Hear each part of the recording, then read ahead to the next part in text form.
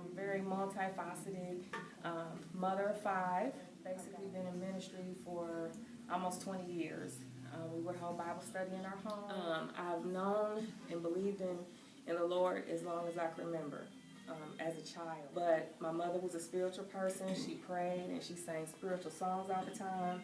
And then my dad, he lived his life that way. Like if you met him, he just had a smile on his face. He hugged everybody, greeted everybody, lived by the golden rule, taught us, you know, to treat other people how we wanted to be treated. So it wasn't a Christian home, but those values, you know, from our grandparents and great-grandparents, they were instilled in us.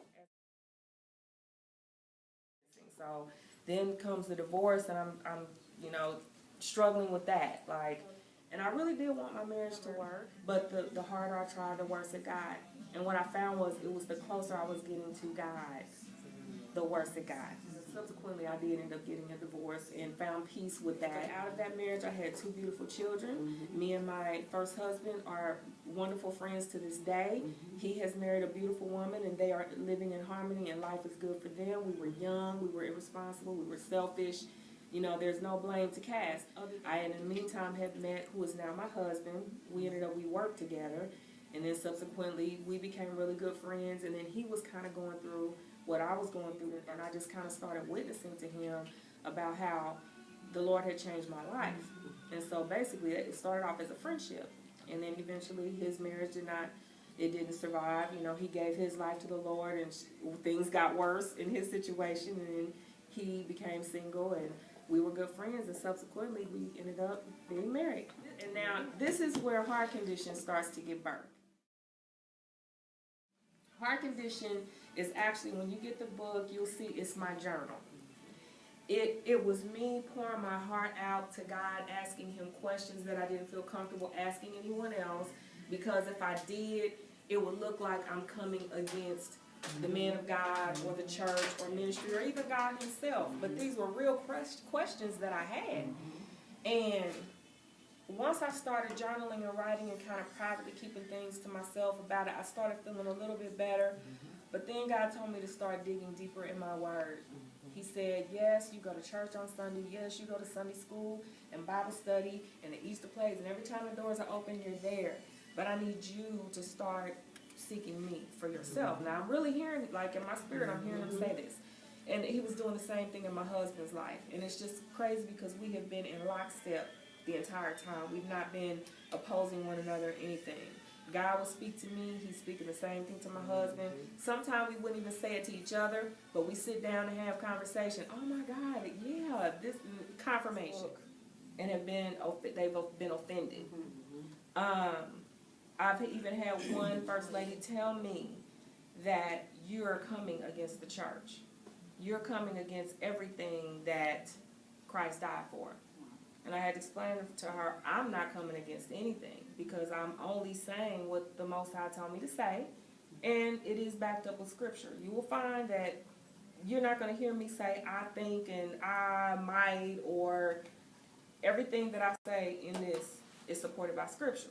But I will also tell you that he said it to me first.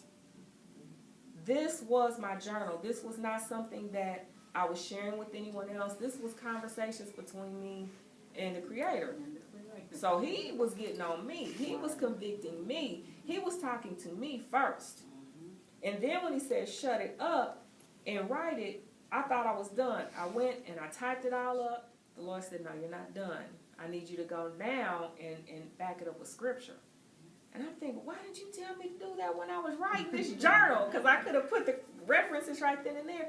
But see, all of that was still part of me growing and learning and being able to back up and support my faith and where he was taking me with Scripture.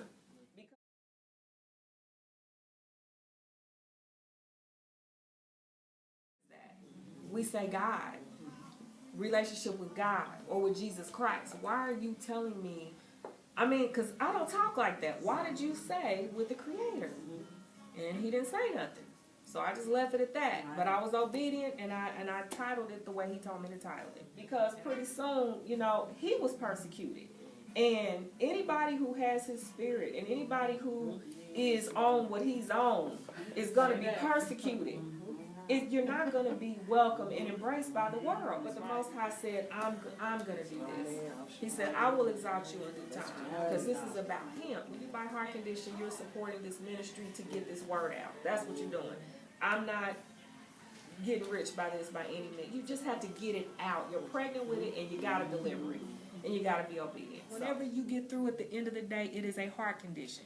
Whether you decide after this conversation to remain in an organized institution of faith, if you're growing and serving and things are good and you're effective in your ministry, so be it. Praise be to God.